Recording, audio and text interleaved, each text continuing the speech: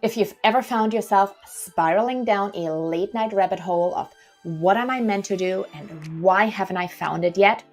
And let's be honest, who hasn't? Then you're in the right place.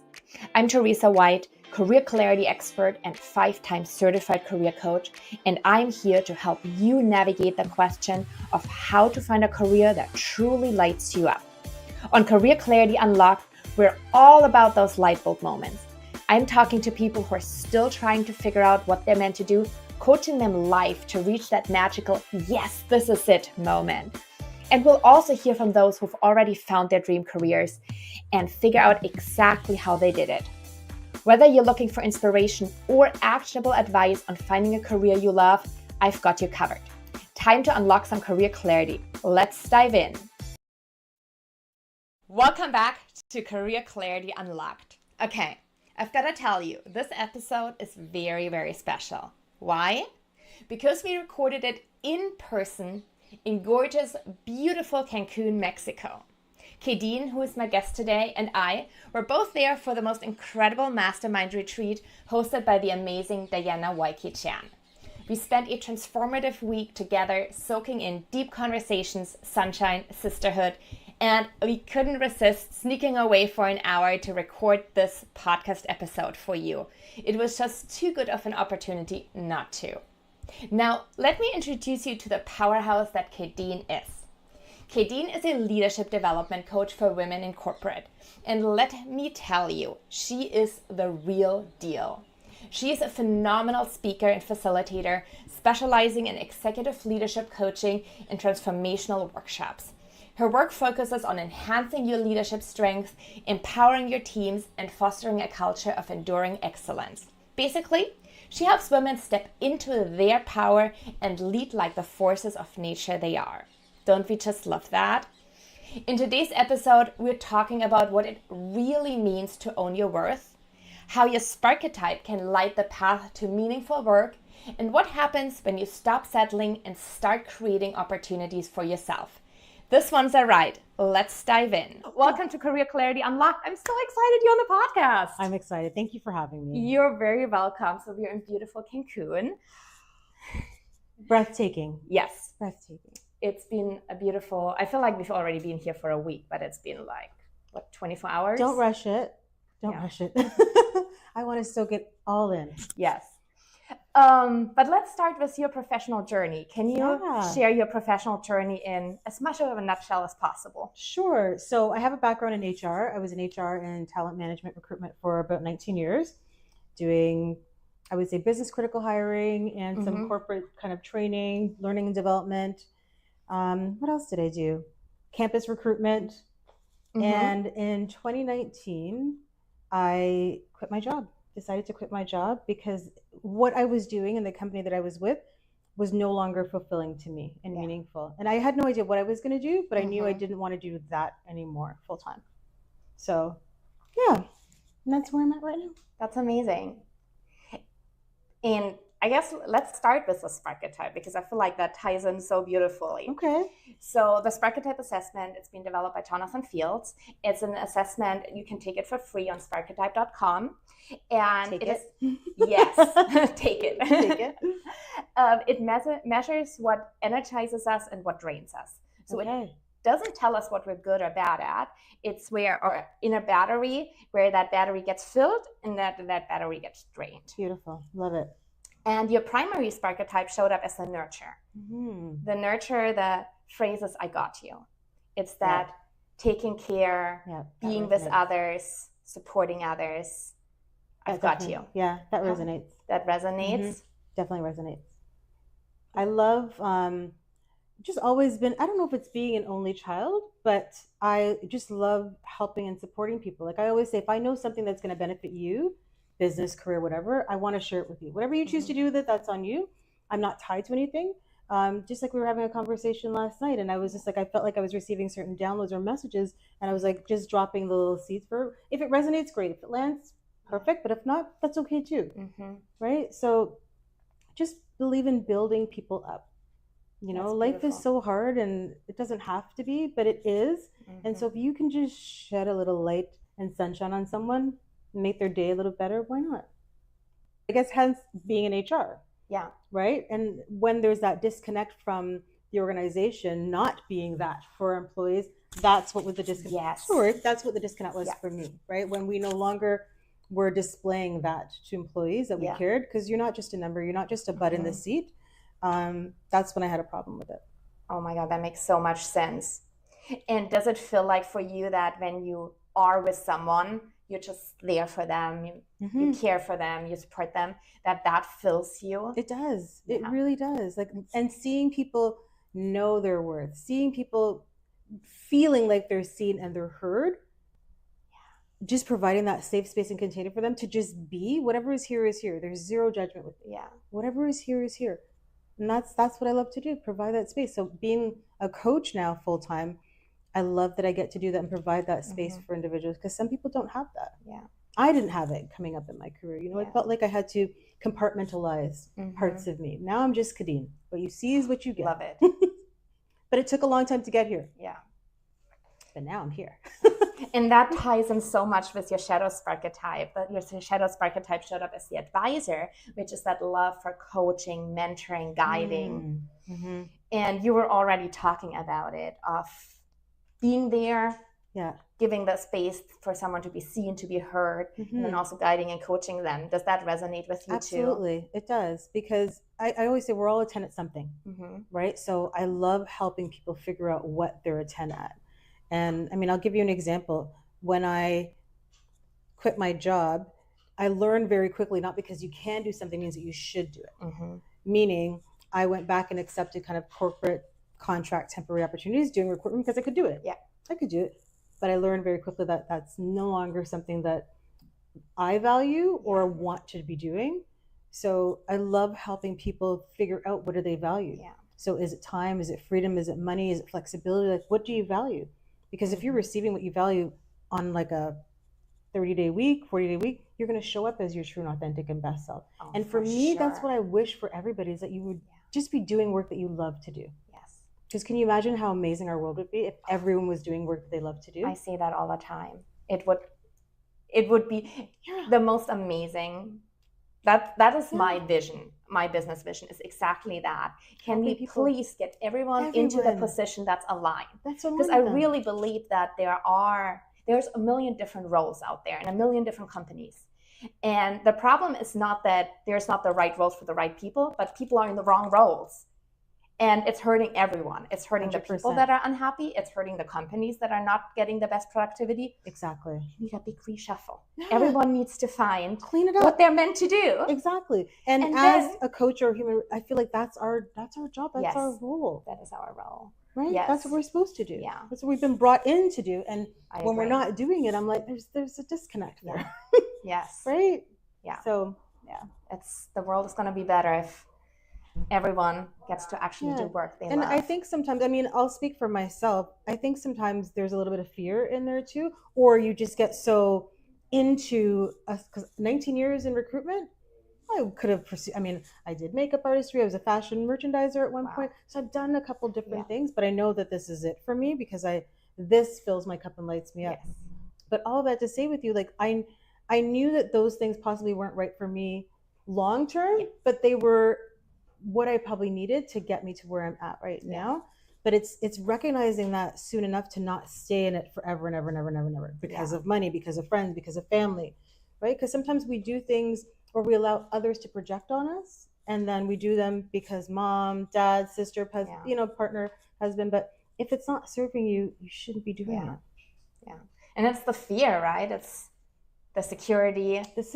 What you're supposed to do, all the shoulds. All the shoulda, couldas. Yeah, exactly. Instead of, what do I want? What do you want? Yeah. And that's the space that I love to hold, Theresa. It's holding that space so you can really identify what you want. What do you want? Yeah. And then let's figure out how to get you what you want. Yeah. And it's possible. Yeah. Once we know what we want, it's possible. We can create our blueprint, our framework, our stream, like whatever we need to do to get there. When you think back about your time in HR and recruiting, did you feel that there was a lot of time where you got to tap into the advisor and nurture, that really service-driven side of you? No. But I kind of put it in wherever I could. Because for example, I'll never forget when we were going through a lot of transformation and change, they were like doing employee surveys to get like pulse check of the employees. And they're like, oh, send Kadine because Kadine knows everybody. People are always around her desk. And I'm like, guys, we should all know everyone. But I just genuinely cared. You know, I was genuinely invested in the talent that was coming into the organization. Yeah. Right. So I knew about their pets, their moms, their dads, their cousins, their sister, their trips that they went on. Because I was just curious as well, too. So part of it was curiosity and part of it was just like I genuinely cared about that. We spent how many hours a day with them. So I knew our people. Yeah. And I would go on the different floors or whatever and check in with them and just talk to them. So was that part of what made you so successful in HR? I don't know if I would say that it's part of, maybe. Because even to this day, like a couple weeks ago, I reached out to a couple employees that I placed at my last corporate role. And they're like, it's because of you that we're still here. And they've now been promoted to certain, you know, other different roles and opportunities. And I'm like, amazing. Wow. So maybe, but I wasn't doing it or looking at it because I wanted to be liked or wanted just to be me, like treating someone. I never had a coach or a mentor or someone really kind of guiding me along in my career. I wish I had. So I think if I can be that for somebody else, then maybe, so it wasn't an intentional, I'm doing this because it was just, I would do it because I would wish I had it. Yeah. And often Sparketype is the work that is so us that we just cannot not do it.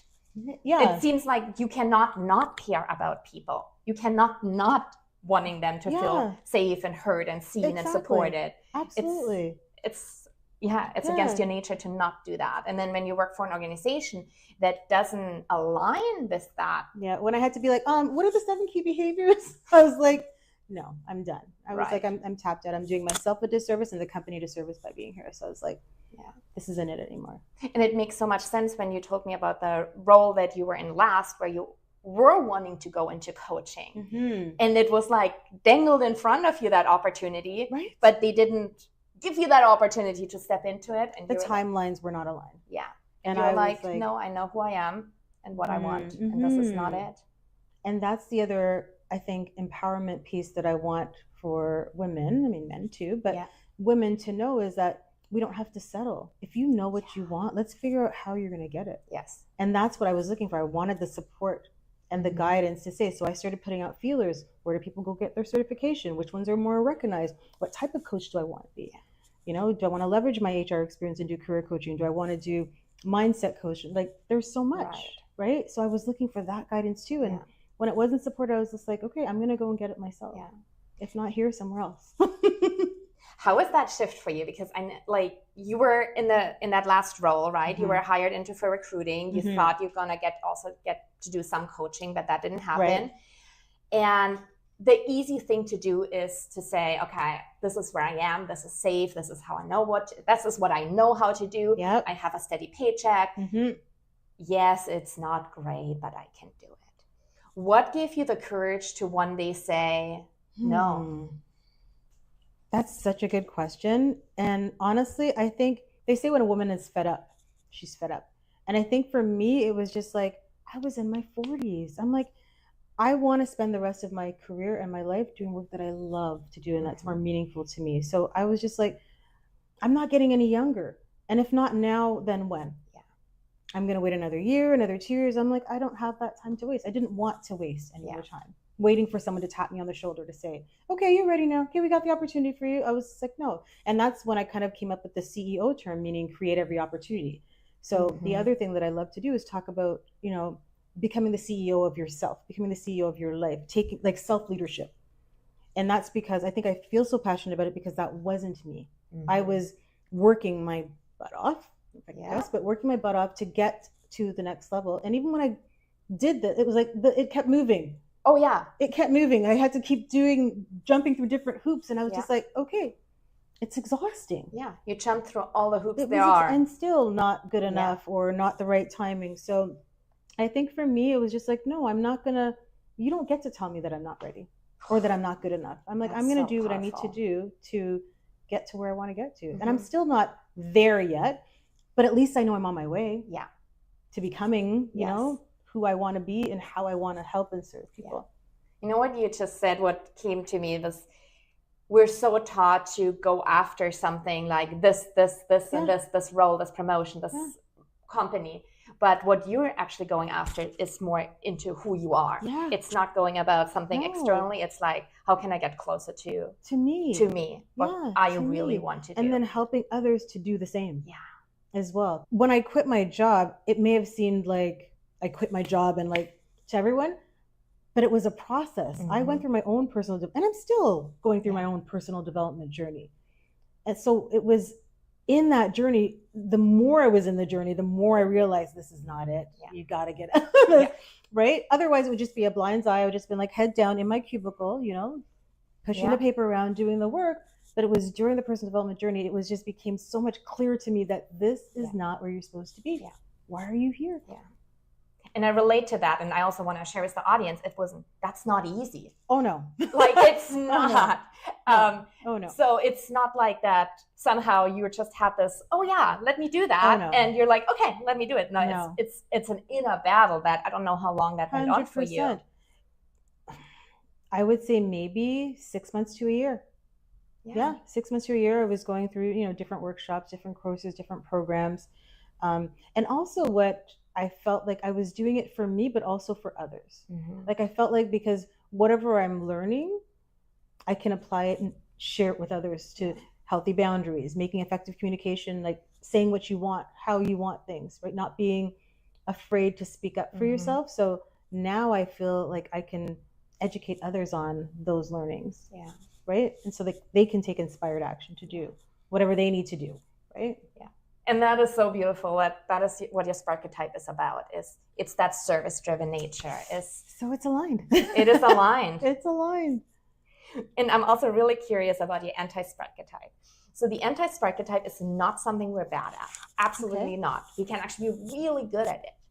But it is that heavier lift that if we had to do it all day, every day, it drains our battery. Even though we're excellent at it, oftentimes, it's that energy drain, that heavy lift.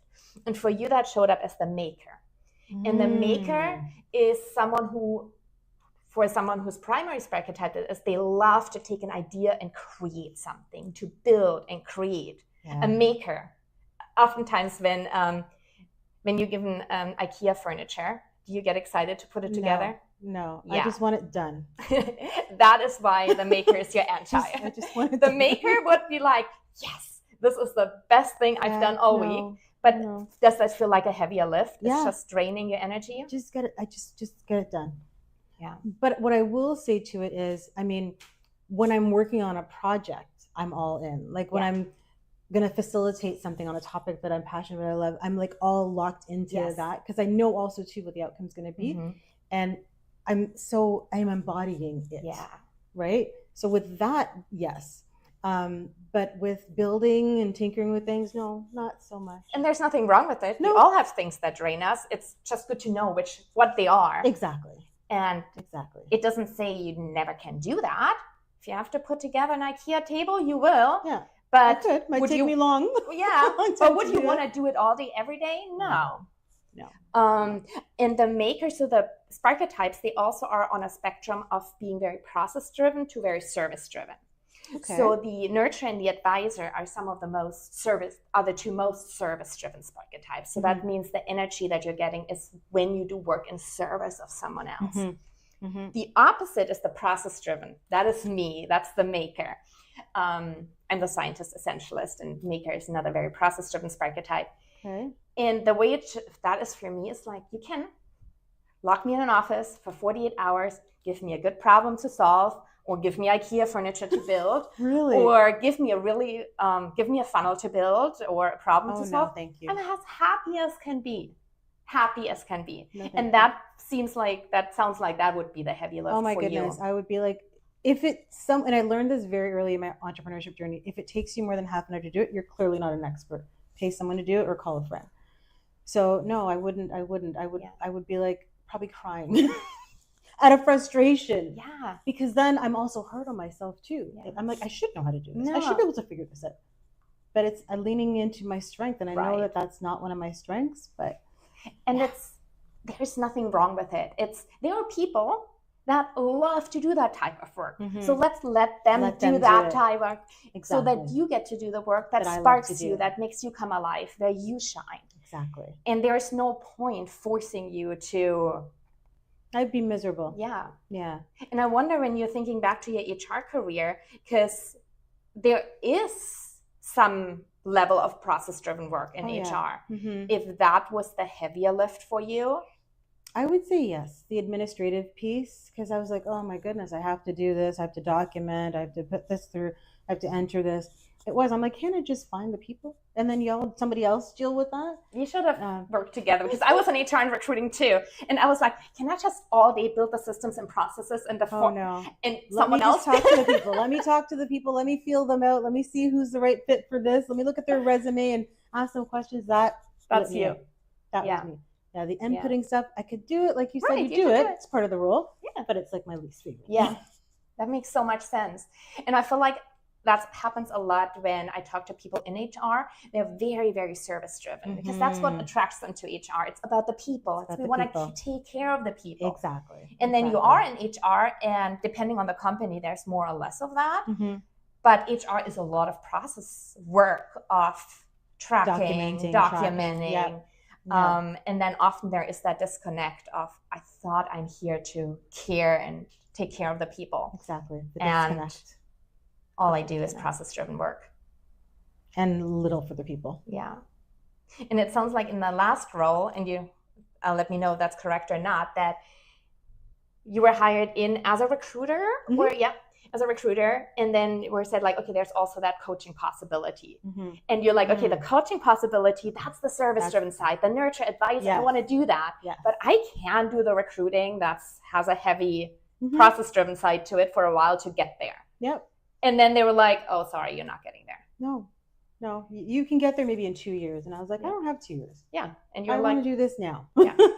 And I would also get in trouble when I was sitting in interviews, talking to people, getting to know them. I was getting texts or messages. How long are you going to be in this interview for? Until I know this person is ready for this opportunity. I'm sorry, I booked an hour. Right? So maybe being over friendly, or just really trying to spend time to really get to know, and also very protective of my brand, because if I'm going to present a candidate to a manager, to an organization, I wanted to make sure that I could write a good bio or synopsis on who this person was that I was presenting and why I thought they'd be a good fit for you. I wasn't just presenting anything. Yeah. Right. So that takes time. Absolutely. And that's because you care. And because I care. Yeah. Maybe that's to a fault, but because I care. If you could send a message to all the women or all the people that are right now sitting at their desk doing what they should do, but know that in their gut they know there is a misalignment, but they're doing the work. They're the recruiter that you were. How many years ago was that? 19. Well, how many years ago? 5 years. 5 years ago. 5 years ago. That was who 5 years. You 5 years ago. Yeah. Knowing in your gut, like, this isn't it. But there's fear. Yeah. Oh, absolutely. And you know what I would say? Take a chance on you. Invest in you. Figure out. And I'm not about quitting your job. That's never been my intention. That's not even how I coach or roll with people. But I'm like, once you identify that this isn't it, let's figure out what it is, what it should be. What would you want it to be? Right? Just make that step. Make that take the assessment. Talk to a mentor or a coach, someone that you can confide in, and ask questions. Be curious. Yeah. Right? Figure it out. Don't sit because life is so short to be doing work every single day and going into a job that you're not happy with just because it's a paycheck. Yeah. What if you could channel that energy of things that you love doing and make money doing it? Which is what I want to help people to do. Yes. Figure out your why. Figure out what you want. What do you want? And then going for it. That's what we're here on earth to do. Yeah. Exactly. That's what I don't think we're here on earth to spend 40, 50 hours a week being miserable. No. And when you're miserable, it transfers on to other people. Oh my God, yes. Right? Yes. And it just takes one person. I mean, I've spoken to so many, and that breaks my heart too, because that means that you're not happy, so you're going to make other people miserable. Yeah. That's not cool. And it impacts your family, your kids, everyone in your life. Everything. Yeah. Right? We spend more time with our colleagues and our work than we do with our family and our friends. Yeah. So find that thing that you're going to be like, I'm excited to go to work. And I'm not saying you're going to be excited every single day. You know, we all have challenges, or we're all going to have days when we're feeling a little rough. But if 90% of the time you could be, I love what I'm doing, or I'm excited to go to work today. Even 70%. Even 70%. I'll take 70% for most people. Right? Yeah. Yeah. Like 2/3. I'm always a good 2/3 of the time you're energized, you're enjoying it. Then you can deal with the heavier lift. Exactly. Yeah. Exactly. But it needs to revolve around what lights you up. It needs to be aligned. I agree. Oh, that's so good. That's so good. What's next for you, or what is that next chapter looking for you? Wow, the next chapter, I would say speaking more, empowering more, motivating more women to take that step. Figure out whatever that fear is, whatever is holding you back, but just providing them with that space where they can be like, I wish I could. And I'm like, okay, well, we don't have to wish. Let's figure out how you can make it happen. So I think for me, the next step would be just making more of an impact, right? Shifting and shaking things up a little bit, and possibly in corporate spaces. Yeah. Right? Because that's my background. That's where I come from. So I've been doing a lot of one-to-one, but I think I'm trying to get back into the corporate spaces to make those impacts. Yeah. What's the impact that you want to make? Oh, wow. People to show up as their true, authentic, and audacious and bold self. Like I am becoming right now, that person, not the person that was in the box, head down, afraid to speak up.